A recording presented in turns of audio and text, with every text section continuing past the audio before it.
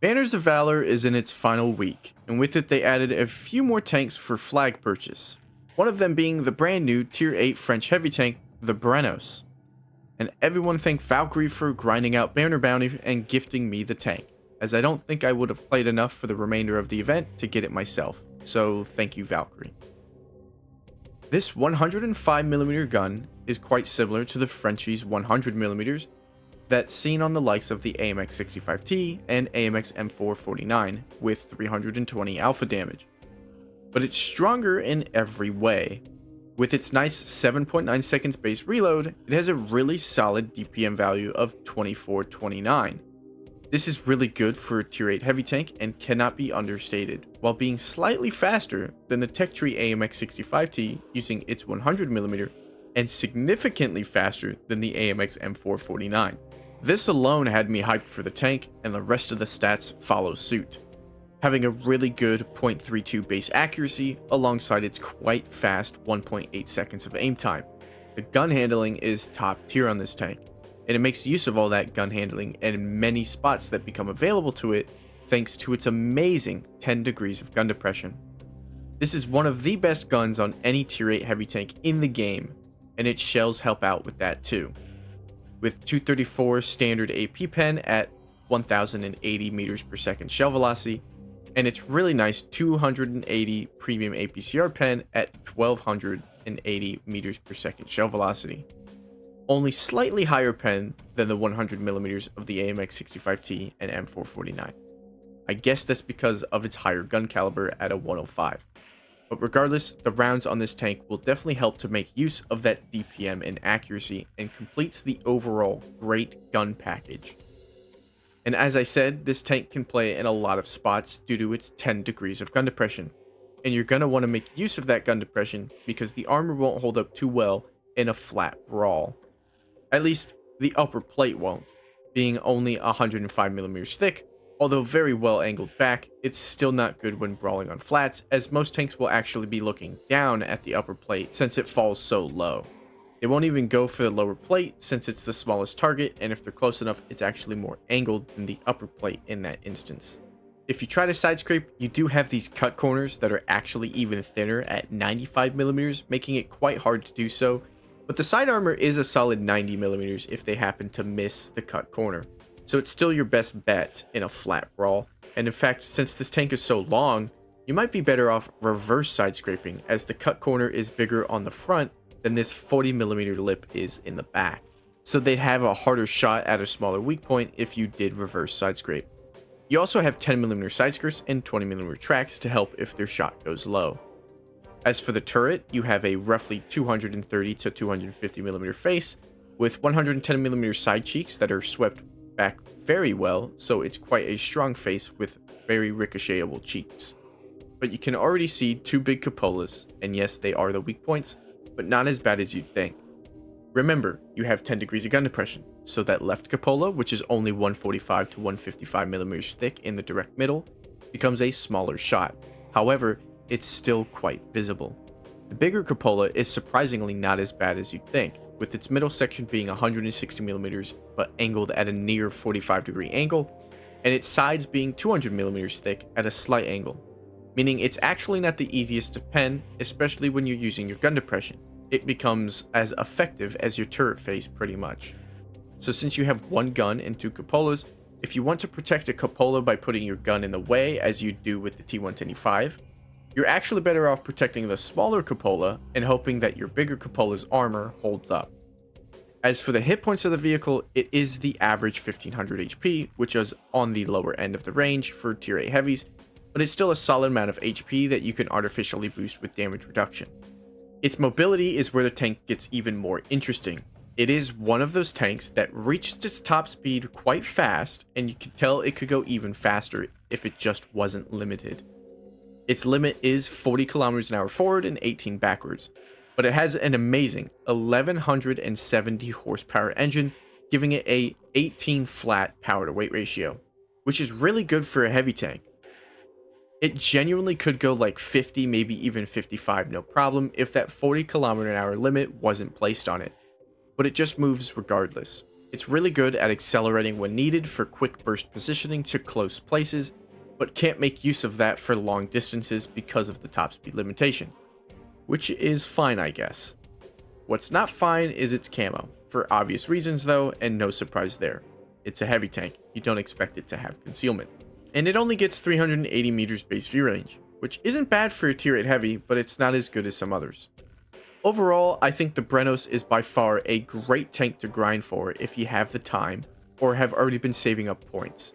Yes, it's quite an expensive tank for 25,500 flags, which is more than they're asking for a tier 10 Cheelin, but it's the new tank on the block. Comparing the other tanks' values to the new tanks, you can see they're asking you to actually grind and play to get the new stuff, which means you'll probably be able to pick the Brennos up next year for 10,000 flags or even less potentially. But that's a whole year away. If you have the flags now, I'd say go for it. I've really enjoyed the hell out of this thing, as the gun just feels so damn nice and the armor holds up way more than I had originally given it credit for. Also, it was on my radar to begin with because comparing it to the PC version of the tank, we had buffed its gun handling and DPM massively. So while on PC this tank is a mid-range tier at best, on console it has been elevated to greatness in my opinion. One of my favorites of the year so far, for sure, and I can't wait to try and 3-mark it. Now a quick rundown of my setup before we get into gameplay.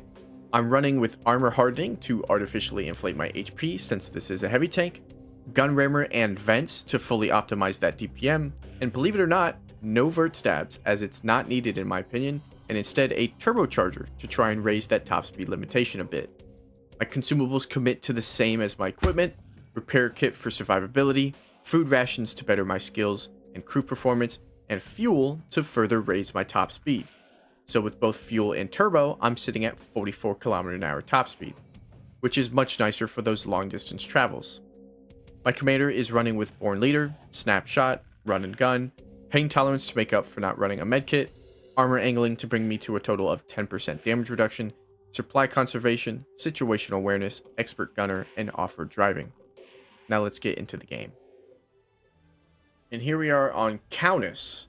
We're actually in a bottom tier matchup, and this match was definitely the most interesting of all my matches and my most base XP game.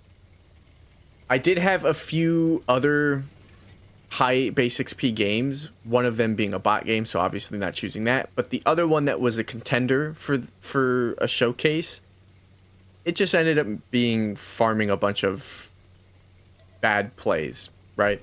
Which I got to farm it because of the great DPM, but I didn't feel like showing it. This one though was just a perfect match. Perfect positioning, perfect awareness, perfect everything. First things first, this E50 is just gonna run in for whatever reason, get up close. He's got to have backup on its way, but since he's fast and got here quick, try and make use of our DPM to get rid of him as quickly as possible. Using a little ISU 152 here with us as well, hoping he hits a shot. He hasn't yet, but we keep just barely peeking anything and getting the shots off on the E50. Checking to see if he's got a teammate coming around the corner at any point, but he's gotten here so fast that I guess he doesn't have teammates back there yet. He's also just sitting in a bad spot. He could run away at this point, but he chooses not to. And someone else hits the ISU. There goes another shot into the ISU. He gets a shot into the E50. E50 thinks it's now his time to poke. The answer is no, it's not. 1,000 damage off the rip thanks to that E50 playing in a bad spot. ISU, we're going to try our best to keep him alive, but he's dead already. 705A over on this side. And if you notice, this is when I notice, our 705A is off doing nothing. Which means as a bottom tier heavy tank, I am the only heavy tank near the city. Our other heavy tank went to the top right of the map for whatever reason. And now we have an E4 who immediately dies coming up the road. They have two more heavies coming up the road. They clearly see that they have the pressure, being the, the fact that no other heavies have pulled up forward and no one's really in the city.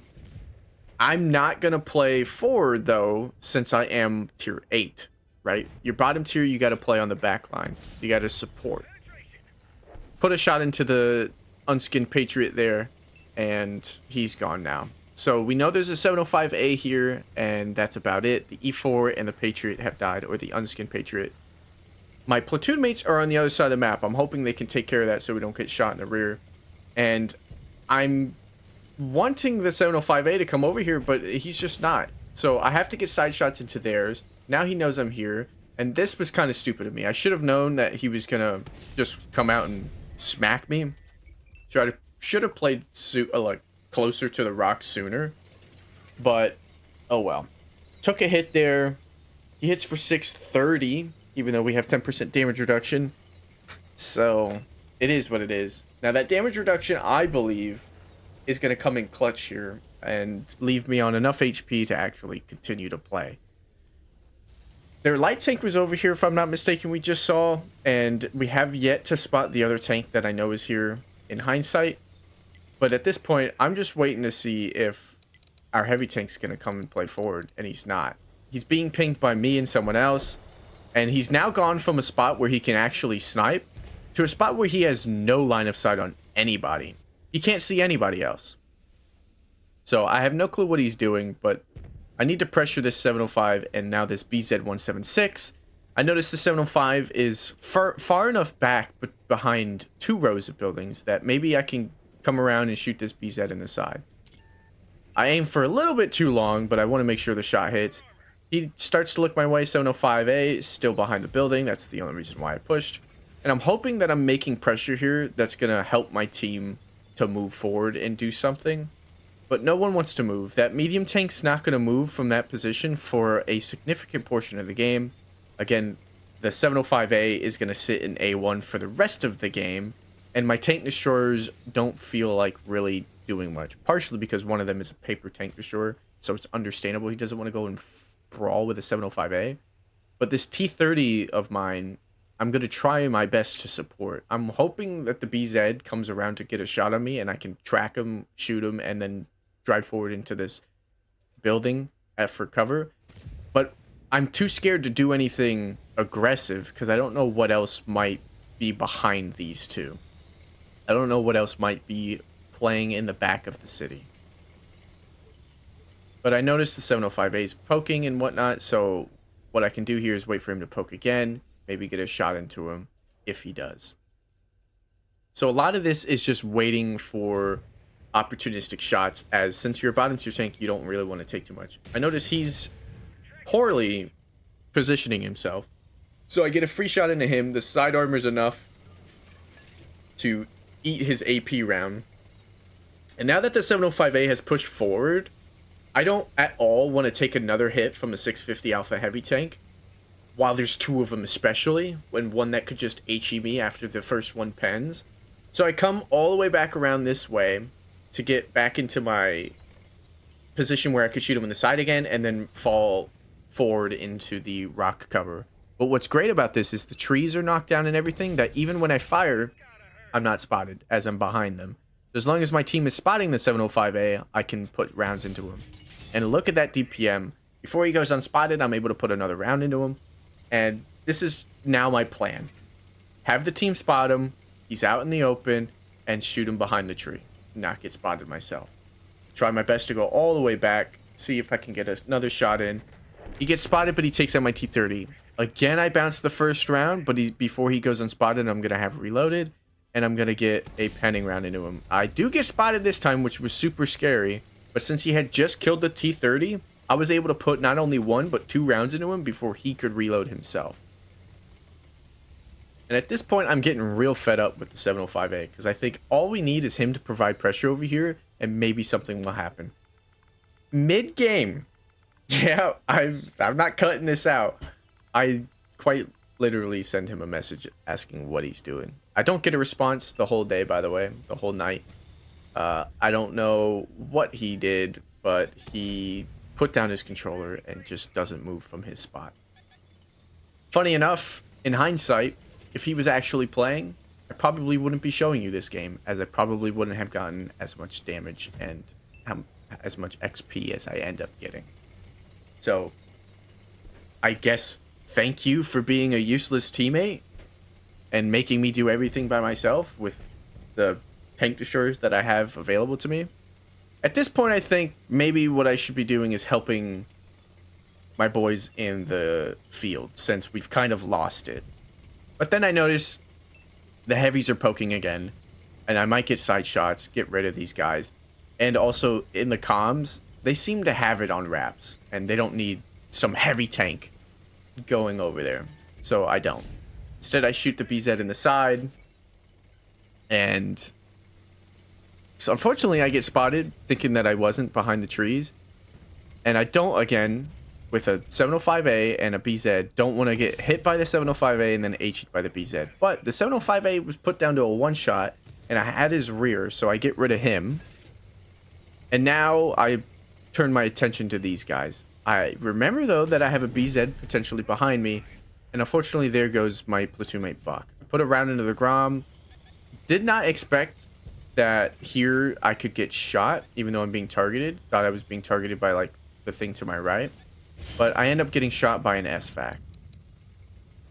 So far I've taken a 650 alpha hit and a 390 alpha hit.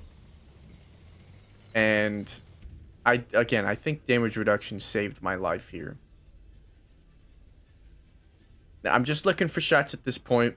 My teammates have fully fallen back. Their lights have the field. I'm not very good at hitting bulldogs, apparently. That was a running theme of the night as well. I just could not hit bulldogs, but now that he's a one-shot, hopefully I can. Don't know how that one doesn't hit. Let's be real. That one I think should have hit. But he luckily stops behind this building, and now I can get rid of him. So there's one of their light tanks gone, but they still have a 100 LT. And I'm too afraid to poke this corner because at the time I didn't know it was an SFAC. I just knew something hit me. And now I'm one-shottable to this BZ. And I remembered he was over here, so I put a round into him. He's two-shot now. And all I need him to do is either miss his shot completely or HE me and not, you know, do enough damage to kill me. The Grom is gone, thankfully. That was a very dangerous tank to have still alive. And we are up 6-5, but remember we have a fully AFK useless tier 10 heavy tank. I aimed a little too low at where the BZ was, but thankfully my turret armor has enough armor and he has not enough pen to go through it.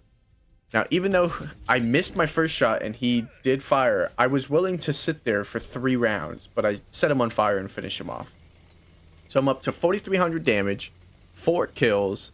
There's 4 tanks remaining. We only have really 5 tanks alive on our team, as one is, again, useless. And this Earthshaker that's the medium tank at G1, totally thought he was AFK too. Because, again, he has not moved since he's gotten there. Hit the SFAC, now I realize that's what hit me. And I think this Guardian's easy enough for me to just snap. He pens me, though. That's another 390 alpha round into me. So, 650, 390, 390. Maybe I should be dead. Just maybe. But we're not, so we keep on going. We also have 1690 block damage. So again, that armor is holding up a lot more than I thought it would. At this point, time was not on the mind. So the 3 minute and 50 second mark on the time, we win if that time goes down. Even if they get 2 more kills. If they don't touch the 705A, we should have the HP advantage. He has just so much HP to hold. And everyone else is so weak. Me at 132, my teammate at 900 being a Vanguard. That if they don't touch the 705A, as long as he's in cover, we should be fine. I wish I hit that shot, but he does take a little bit of damage himself. And I say to Scareface, who's my platoon mate, that light tank might be wrapping around. So what do you want to do? And he says, well, we have a mana core up here in the north. And it looks like he knows what he's doing. He's been playing back. He's been playing in bushes. He's been playing smart. So maybe I should come down there in the south and see if any people are wrapping around, or just see if I can get around the entire map to shoot them in the back and get a crossfire. I say, okay, I'll wait for you. So he starts to make his way. I'm at 5,000 damage flat, which is really nice. And It's just a waiting game at this point, but the time is ticking. But we don't feel the pressure. I don't remember feeling the pressure of the time ticking at all.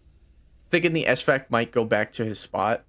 So I'm just sitting here pre-aiming, waiting for him to get vision in the city. Now, I don't think to go with him because I'm still thinking this Guardian's around the corner, and the last thing I want to do is start moving. The Guardian comes around and shoots me in the rear. So right here, the reason I back up was literally to get proxy spotting on the other side of the rock from me, just in case he does start to make that play. Tank Destroyer gets spotted. I'm just looking. I don't have a shot on him. Clearly, the DBV and the Mana Core do though, so the G-Sword's gone. Here I go to check for the Guardian, noticing he has now spotted the 100 LT, who is totally going around. Now he's spotted the Guardian. So now I'm turning around and I tell him, get that light tank to chase you. Bring him to me. Can you run? He says, yes, I can. So we set up a little ambush. The Earthshaker finally has moved out from the corner, by the way. If you've noticed, he's finally come around it. And now here's Scareface and there's the light tank and he's gone. Brought him right to me. Now I say the same thing with this Guardian, but unfortunately he's now one shot to the Guardian. So we think smart of what we want to do here. Do we wait for the Earthshaker or not? He spots the Guardian though, and he says, all right, go for it. He's going to go wide. He's going to make him miss his shot, and then I can put 2 rounds into him. The Guardian fires HE, does 165. He bounces the Guardian with his last shell remaining, and I tell him, don't worry, I got this. He says, are you sure you want to risk that? I said, this thing's got DPM, baby. Dead. That's my 6th kill, 5,700 damage. And oh my god, there's 40 seconds left in the game. I said, Scareface, go for it. Go find this guy, kill him, do it, whatever you can. And, well, spoilers. We don't find the SVAC. But it's not encounter, thankfully. It is instead standard, which means we win since we are 5-1. Imagine this was assault, though. That would have been a great call of Brennos for this SVAC. But that's not what it was. It's standard. And you see, the 705A didn't move since he put himself there. Again, I didn't get a response, so who knows what happened to him, but it's kind of a blessing because he could have just taken my damage on the city folks, and maybe this wouldn't be a massive game of 23 base XP. No bots. Thank God. Again, I did get a few more ace tankers at 1900 base XP, so you don't need above 2000 to ace this vehicle.